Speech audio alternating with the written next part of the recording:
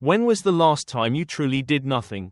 Before the world shrank to the size of a single button, we held a quiet and sacred legacy. It was the heritage of silence, the art of waiting. It was not a waste of precious time, but a vital breathing space for the human soul. In the past, waiting was an accepted part of existence. We sat on wooden benches, watching the world pass by, content with only our own thoughts. There were no screens to fill the gaps. We read newspapers or simply observed the rhythm of the street, finding peace in the absence of noise. We possessed an internal garden, a space where imagination grew in the fertile soil of boredom. We were not afraid to be alone with ourselves. But then, the world shifted. The slow rhythm of life was replaced by a frantic scroll, an endless stream of data that demands our constant attention. The blue light now defines our nights. We have traded the depth of the horizon for the shallow glow of a handheld screen. Forever connected, yet lost. Silence has become a void we are desperate to fill.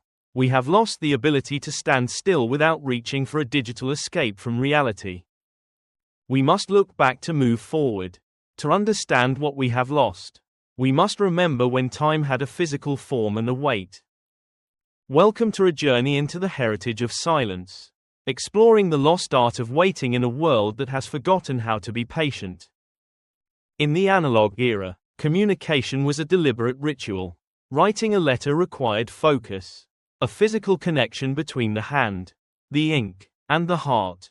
Every word was chosen with care, knowing it would take days or weeks to reach its destination across the vast distances of the physical world. When you sent a letter, you entered a state of grace. You accepted that the answer would come in its own time, outside of your control. The space between sending and receiving was a nursery for longing. It allowed our emotions to deepen, turning a simple message into a cherished event. Appointments were sacred promises. There were no last-minute texts to say you were running late. You simply showed up and you waited with faith. Waiting for a friend meant observing the world around you. You watched the strangers pass, the trees sway, and you learned the value of presence. Without a phone to distract us, we were forced to engage with our surroundings. We became part of the landscape instead of mere digital observers. The reunion was the reward for the wait. The joy was amplified by the uncertainty that preceded it, making the connection feel more real and profound. Photography was another lesson in patience. You couldn't see the image immediately. It had to be born slowly in the silence of a darkroom. The anticipation of seeing your memories take shape was a form of magic. You waited for the chemicals to reveal what your eyes had captured. Each frame was precious because it was limited. You didn't take 1,000 shots. You waited for the perfect moment to press the shutter. We didn't just consume images. We lived through them.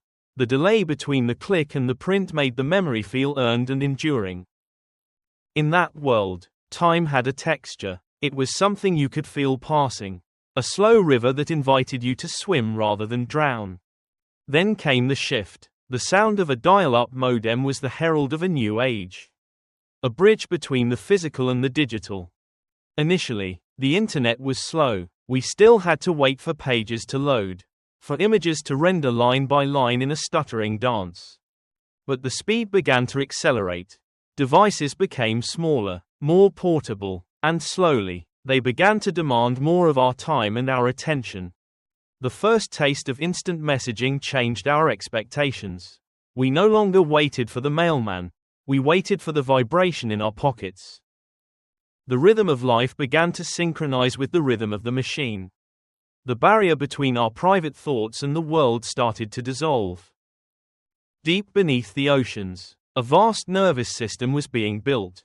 Information began to travel at the speed of light, shrinking the entire planet. We celebrated this connection, unaware that the elimination of distance would also mean the elimination of the silence that once sat between us. The refresh button became our new obsession. We grew impatient with a few seconds of delay, treating any pause as a failure of the system. Idleness, once a fertile ground for creativity, was now branded as unproductive. We began to fill every microsecond with a new stream of input. We became consumers of the now.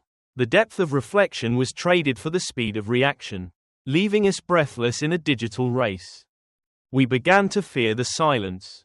Without a notification to validate our presence, we felt invisible, adrift in a sea of unceasing information and noise. The loss of connectivity became a modern anxiety.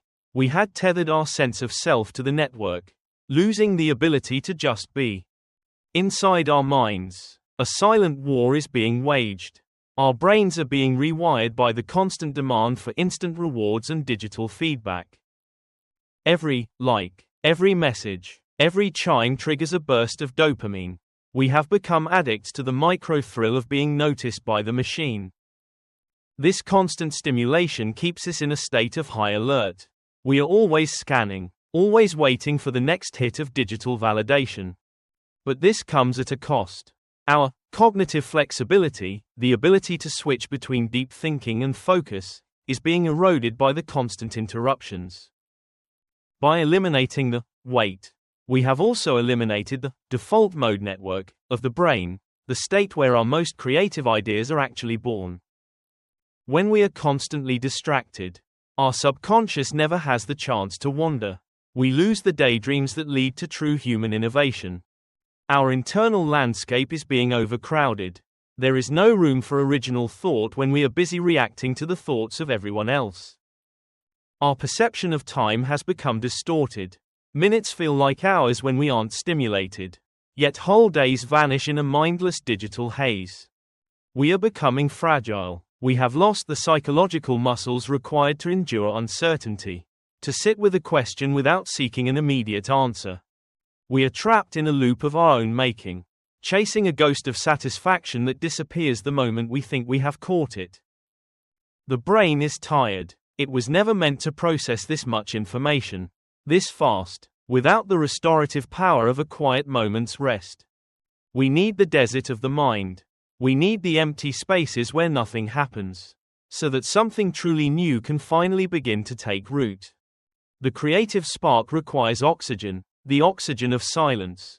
Without it, the fire of our inner genius simply flickers out and eventually dies.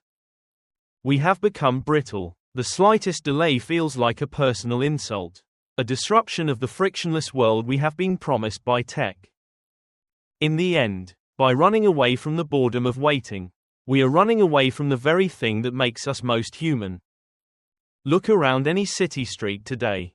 We see a parade of ghosts, physically present but mentally miles away, tethered to an invisible digital world.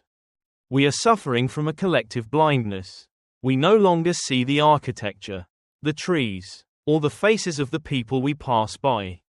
Even in our most intimate spaces, we are divided. We sit together in a room, yet each of us is inhabiting a different digital reality. The experience itself has become secondary to the documentation of it. We perform our lives for an audience, forgetting to actually live them ourselves. This is the irony of our age. We are more connected than ever before in history, yet we report higher levels of loneliness and isolation. The silence of a non-response has become a source of pain. We interpret a delay as rejection, a glitch in the social fabric we've built. We are enslaved by the battery percentage. The fear of being disconnected is a modern phobia that keeps us tethered to a wall outlet. Everything must be now. Everything must be fast. We have lost the ability to let things ripen, to let life unfold at its own pace. We are missing the small, quiet moments that define our relationships. The subtle glances and silent understandings are being drowned out by the noise. Nature has become a backdrop for our digital lives, a location for a post rather than a place to find peace and perspective. We have synchronized our internal clocks to the frequency of the processor. We are becoming more like the machines we use every single day. We are data points in a global system that never sleeps. The concept of off time has become a luxury that few can truly afford. The impulse is automatic. We no longer choose to connect. We are unable to stay disconnected. We have lost our own agency over time. The real world is becoming a secondary concern. We are losing our grip on the tangible, the slow, and the beautifully imperfect reality around us. But it doesn't have to be this way. We can choose to reclaim the heritage of silence. We can choose to step back and wait. The first step is a simple act of defiance. Turning it off, choosing to exist without being witnessed by a digital network for a while. By putting the machine away, we open a door to ourselves. We reclaim the space that was stolen by notifications and endless scrolls of data. Learn to be idle again.